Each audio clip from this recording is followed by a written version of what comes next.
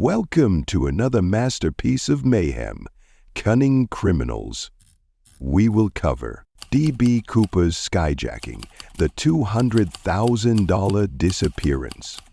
A mysterious hijacker jumps into history and vanishes without a trace. Imagine a crisp November afternoon in 1971. The holiday season is approaching, and airports are bustling with travelers eager to reunite with loved ones. Amidst this crowd at Portland International Airport, a man in his mid-40s, dressed in a dark suit and tie, approaches the Northwest Orient Airlines counter. He purchases a one-way ticket to Seattle under the name Dan Cooper. Little does anyone know, this unassuming passenger is about to orchestrate one of the most audacious and enduring mysteries in aviation history. As Flight 305 ascends into the overcast skies, Cooper settles into his seat, 18C, near the rear of the Boeing 727. He orders a bourbon and soda, lights a cigarette, and appears to be just another businessman on a routine trip. But shortly after takeoff, he discreetly hands a note to flight attendant Florence Schaffner. Assuming it's another lonely passenger's advance, she pockets it without a glance. Cooper leans in and whispers, "Miss, you'd better look at that note. I have a bomb." The note is succinct, yet chilling, stating he has a bomb in his briefcase and instructing her to sit beside him. With a calm demeanor, Cooper opens the briefcase, just enough for Schaffner to glimpse wires and red sticks, convincing her of the threat's legitimacy. He then dictates his demands: $200,000 in cash, 4 parachutes, 2 primary and 2 reserve, and a fuel truck standing by in Seattle to refuel the aircraft upon arrival. Schaffner conveys the hijacker's demands to the cockpit, setting off a chain of events that would captivate the nation. The pilot, William Scott, contacts Seattle-Tacoma Airport Air Traffic Control, who in turn alert the FBI. As the plane circles Puget Sound to buy time, passengers remain unaware of the unfolding drama, believing the delay is due to routine issues. On the ground, law enforcement scrambles to meet Cooper's demands.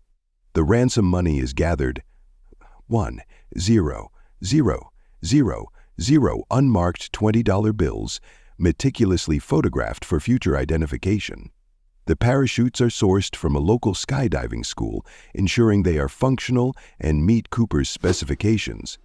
The FBI contemplates providing sabotaged equipment, but decides against it, fearing for the safety of the passengers and crew. After approximately 2 hours of circling, Flight 305 lands in Seattle. Dusk has settled, and the aircraft is taxied to a remote, brightly lit section of the tarmac. Cooper instructs that window shades remain drawn to prevent snipers from taking a shot.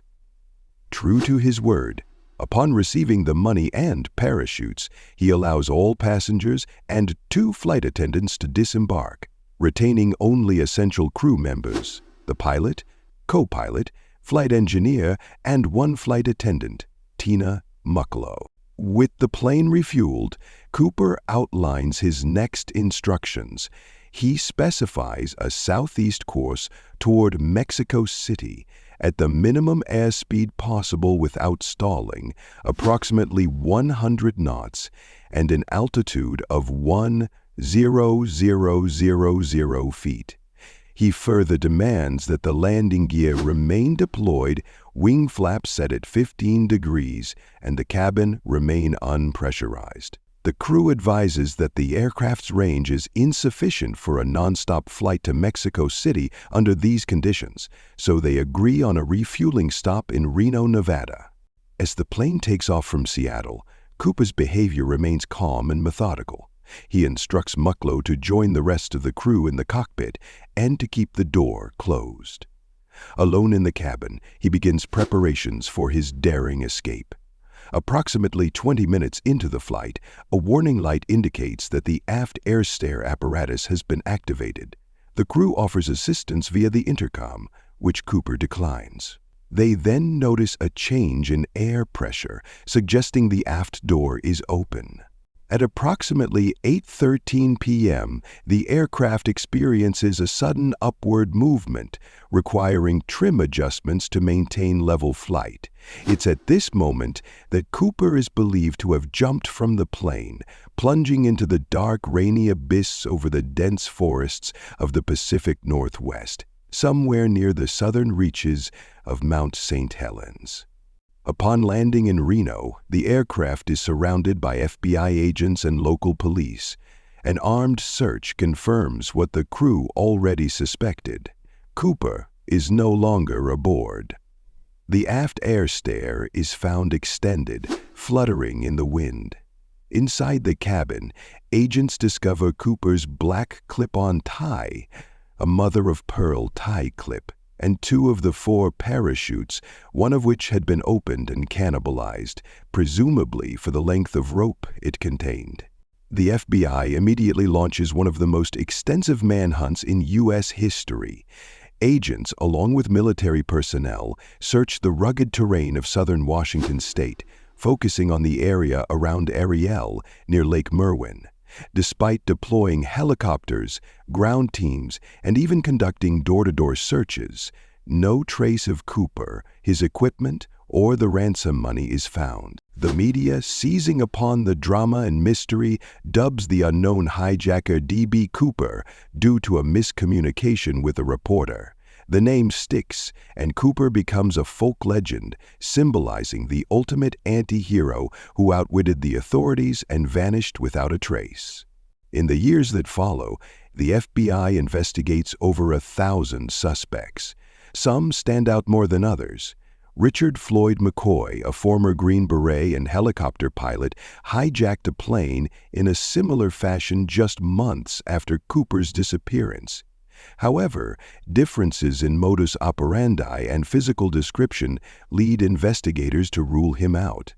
Another compelling suspect is Dwayne Weber. On his deathbed in 1995, Weber allegedly confessed to his wife, "I am Dan Cooper." She recalls him having a knee injury he claimed was from jumping out of a plane, as well as nightmares about leaving fingerprints on the aft stairs. However, fingerprints found on the plane did not match Weber's, and no other corroborating evidence was found. In 1980, a young boy named Brian Ingram discovers several decaying $20 bills along the banks of the Columbia River near Vancouver, Washington. The serial numbers matched those of the ransom money, reigniting public interest in the case. However, this discovery raises more questions than answers. How did the money end up there? Did Cooper survive the jump only to lose part of his loot? Or did he perish and the money was carried downstream? Over the decades, the legend of D.B. Cooper permeates popular culture. Books, movies, and songs are inspired by his daring heist. Amateur sleuths and professional investigators alike pore over the details, developing theories and searching for new clues. Some suggest he died in the jump, his remains consumed by the wilderness. Others believe he survived, living out his days under an assumed identity.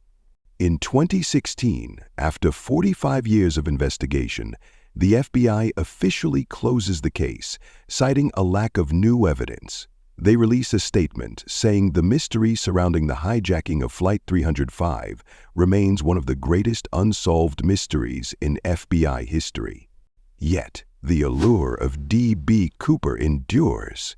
He represents the quintessential mystery man, a figure who, with meticulous planning and nerves of steel, executed a crime that captured the imagination of millions. His fate remains unknown, his identity a subject of endless speculation. As we reflect on this enigmatic figure, the question lingers: was Cooper a criminal mastermind who carefully plotted his escape, or a desperate man taking a gamble he knew he might not survive? Did he perish that stormy night, his remains hidden by the thick forests of the Pacific Northwest? Or did he live on, watching his legend grow, laughing at the authorities who searched for him in vain. We may never know the truth. The mystery of D.B. Cooper is like a page torn from a novel, an unfinished story without a final chapter. Every piece of evidence leads to new possibilities, each one more intriguing than the last.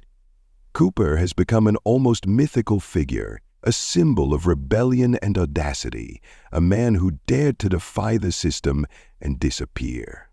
But as the decades roll by, the question becomes not just about the man himself, but about what he represents. Is D.B. Cooper a modern folk hero, the embodiment of a Robin Hood figure who stole from the airline industry and paid for it with his life? Or is he a cautionary tale, a reminder of the hubris and recklessness that can lead to ruin? Perhaps Cooper succeeded, quietly slipping into a new life, while the rest of us are left chasing his shadow. Or perhaps he lies in an unmarked grave, claimed by the wild as his final resting place. One thing is certain. D.B. Cooper has transcended mere history to become a legend. And legends, by their very nature, are eternal, as elusive as the man himself. So, we are left with one haunting question. If Cooper is still out there, hiding in plain sight, could he be among us, reliving that moment every time he hears a plane overhead, remembering the feel of the wind as he took that fateful leap into the unknown? And if he isn't? If that rainy night was his last, then perhaps he's finally found peace in the silence of the wilderness, leaving only his legend behind.